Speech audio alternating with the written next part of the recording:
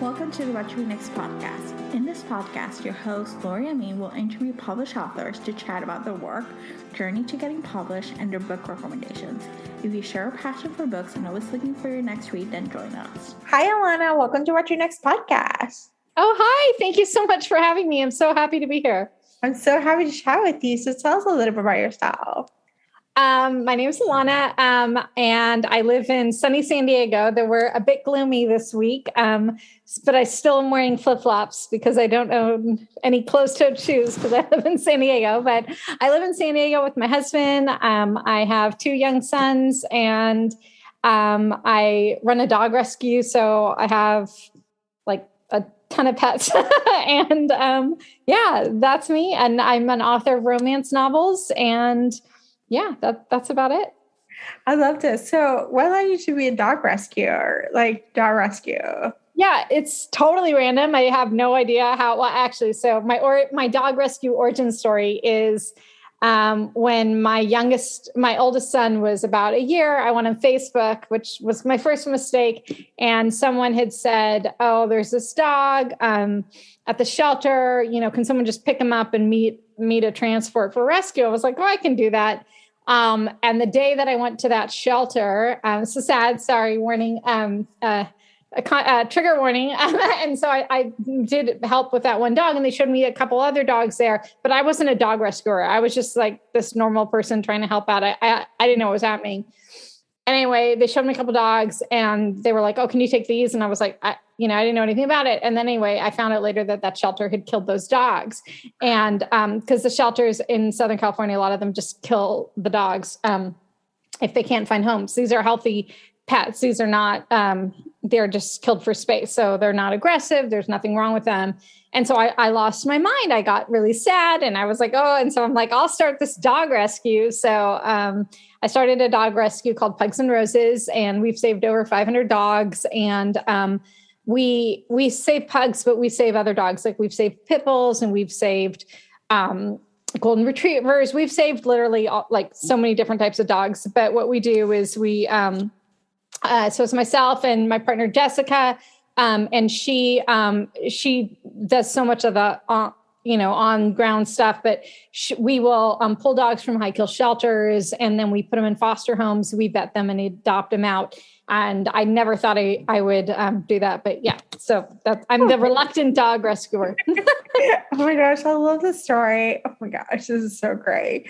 So let's chat about your writing. So you're publishing Romeo and Julieta. So tell us a little about it. When you ask an author about their books, and this is my 30th book, so it's like asking, what's your favorite child? You're like, oh, but this is my favorite child. Like, this is the book that I dreamt of. So I, again, was an indie romance author, and that was incredible. And the indie romance community was amazing. And, and I wrote books, and you have control over everything. But this was this book that I dreamt of. I am Mexican, and I saw, I read and saw Crazy Rich Asians. But when I saw the movie, it really shook me to my core. Like I started crying. I was with my husband. I was and I was like, this was just such a beautiful celebration of culture and happiness. And just, seeing the all Asian cast. And I mean, it was so beautiful. And I literally left the theater and said, I want to write this. I want to write this for my culture. I didn't,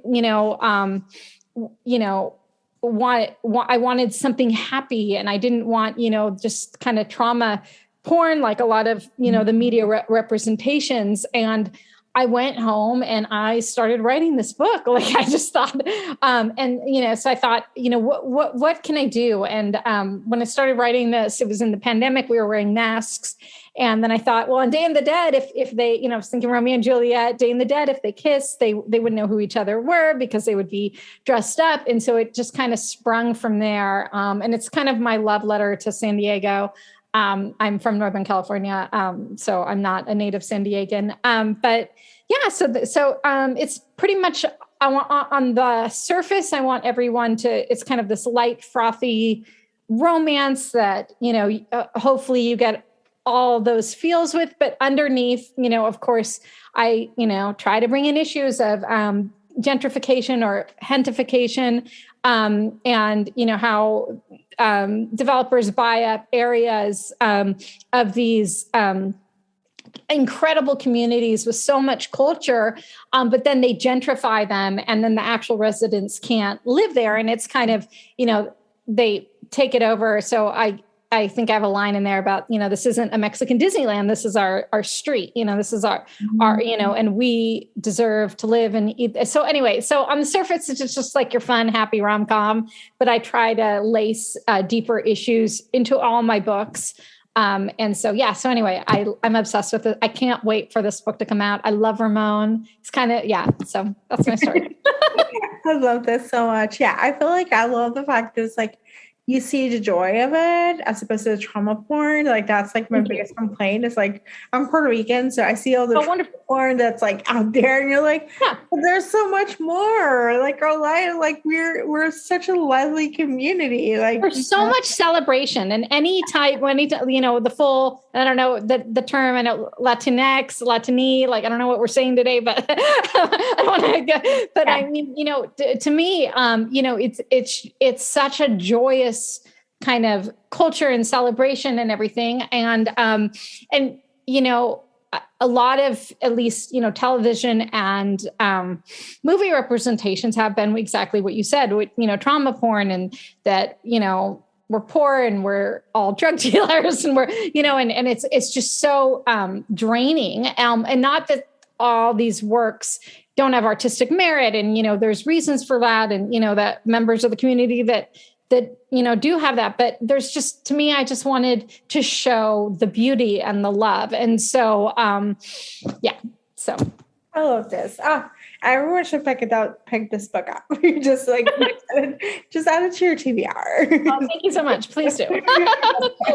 So what has sparked joy over the past couple of years? I know it's been a dark time in our life, but there must be something that just like, at least was a relief in the middle of darkness, Yeah, I mean, absolutely. It was such a dark time. I mean, it shifted everything, but I think, and horrible. And there was so much loss and tragedy for so many families. For me, I pulled my, kids out of school, and I homeschooled them, which I would have never homeschooled in a million years, but my littlest was in kindergarten, and, he was online all day, and I just was like, I used to be a teacher. I think I can teach my kids. And so I thought, but it did get me closer to my family, and, you kind of had to recalibrate my life in terms of, you get kind of stuck in these routines of, in fact, and one of the things, was writing this book, because I was in this great groove with my indie books where I would write a book and I published 4 to 6 a year, and I knew exactly, whatever. And it really allowed me to kind of be like, who am I truly? And, what do I really want to do? Things that actually sparked, joy. I mean, I missed so much of my life before the pandemic. I love live theater and live music. And so I didn't get as much access to that, which is something that I love. But my kids play music. And so that's brought me a lot of joy. And of course, the pets that I rescue. So and books, amazing books that I've read always spark joy for me. I love it. So speaking of books, do you have any book recommendations our listeners should pick up? Yeah. Oh, absolutely. So definitely, I think my favorite read this year is The Love Hypothesis by Ali.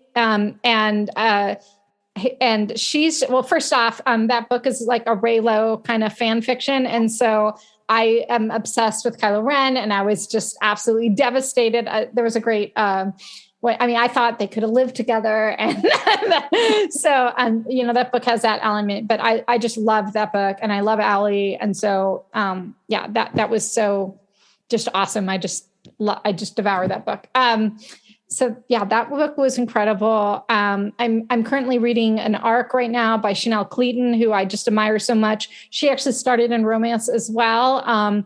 And she's a Cuban American author that does just incredible historical fiction.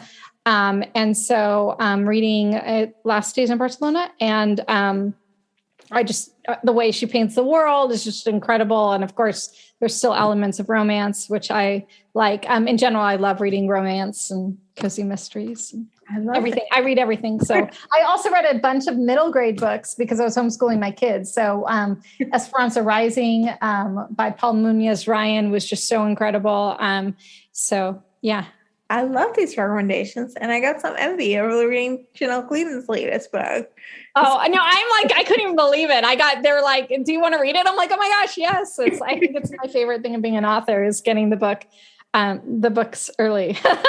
And then it's like the problem though, I think what's so amazing with the book community is once you've read a book or I've read a book, you and I could, have a book club and have a conversation. But when you get an arc, nobody's read it. So you're kind of like, oh my gosh, there's this amazing book and you can't talk about it with anyone. And so it's kind of like, and then by the time the book comes out, you're like, oh yeah, I remember, so, yeah. So I feel the same way. I do have a lot of books ahead of time. I'm like, I'm excited. I'm like, and then I read them and I forget, like when it comes out, I'm like, oh, I remember I read this, Yeah. And then other people they're like, hey, do this book. You're like, that book, it came out a year. Oh no, wait, it's not even out yet. Yeah. So it's so disconnected. Yeah. Yeah. I love this. Alana, tell us where we can find you online. I'm so Instagram. Okay. So I spend all my time scrolling through TikTok. It's my new thing, but I'm barely on it. I want to be. So hopefully I'm making that effort. But Instagram's my first love. I love Instagram. It's just pretty pictures and no one's really fighting and everything. So yeah, definitely Instagram at author Alana Albertson, and hopefully TikTok. I'm going to start doing more content, mainly of San Diego and places that inspire me. And then, of course, I have a website. I'm barely on Twitter, and I don't like Facebook, but I am on it. Yeah, but I just like, yeah. It's okay. Freaks me out, but I am on it. Yes, I agree. All right. Thank you, Alana, for being on the show. Oh, thank you so much for having me. If you enjoyed this podcast, feel free to share with friends, subscribe, rate, and review the show. This is the easiest way to support the podcast. Today's episode's partner is Libra FM. If you're an audiobook listener, then you should add Libra FM as your go-to source for paid audiobooks. Libra FM makes it possible for you to buy audiobooks through your local bookstore. Memberships start at $14.95, and they also have great sales for romance audiobooks each month for $3.99, thanks to the Kiss Club. To sign up for Libra FM, please visit whattoreadnextblog.com/LibraFM. You will receive a free audiobook when you sign up for a monthly subscription. If you purchase a subscription through our link, you will be supporting the podcast at no cost to you. The What to Read Next podcast is part of the Frolic Podcast Network. Please visit frolic.media/podcast to discover new shows to tune in. Thank you so much for listening and have a great day.